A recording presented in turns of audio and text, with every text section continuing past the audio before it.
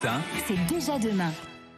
Il est 6h56, normalement c'est l'heure de se réveiller, j'imagine, pour vous qui nous écoutez. Eh bien non, Anthony va déjà nous parler du moment où on va se recoucher et vous verrez la qualité du sommeil, eh bien, il va nous l'apporter parce que les lits du futur vont nous aider à mieux dormir. Ah oui, il y a beaucoup d'innovations dans le domaine, on appelle ça même la sleep tech, la technologie liée au sommeil.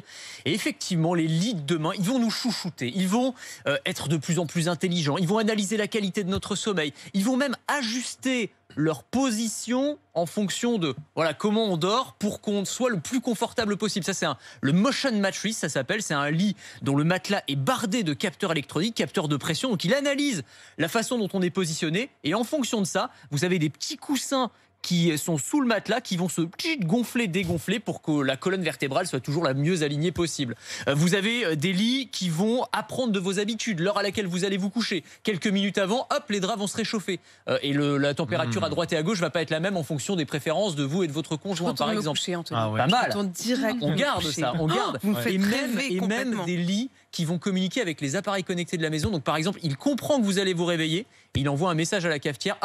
Oh là là, le rêve. ça c'est génial. C'est bien. Et tout ça, ça arrive. Voilà, tout ça, ça J'adore. arrive. Bon, Anthony, vivement demain. Autre problème classique, c'est le conjoint qui prend trop de place.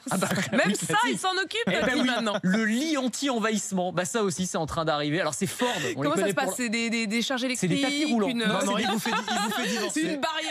C'est encore mieux que ça. Alors, vous connaissez les technologies d'aide au maintien de la voie dans les voitures. Quand vous avez allé un peu trop vers la droite, la voiture vous fait revenir vers le milieu. Là, c'est pareil. Si vous dépassez un petit peu trop la ligne médiane du lit, vous avez une sorte de tapis roulant qui vous remet. Donc on peut plus dormir dans les bras l'un de l'autre, c'est interdit. Alors, non, mais c'est paramétrable parce qu'il y a des Il faut que moments tu où les effectivement paramètres on a avant. envie. C'est-à-dire qu'il faut qu'à l'avance, tu aies dit, moi ce soir, il y a quelqu'un.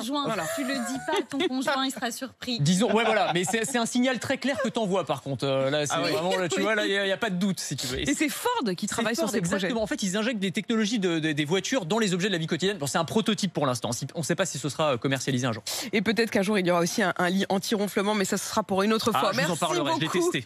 Merci Anthony. Anthony teste pour vous le lit où il chasse l'autre. Oui, 6h59. C'est la vie de couple. Si vous voulez, pardon, je ne vais pas rentrer dans les détails. Non, on ne veut pas savoir, Anthony.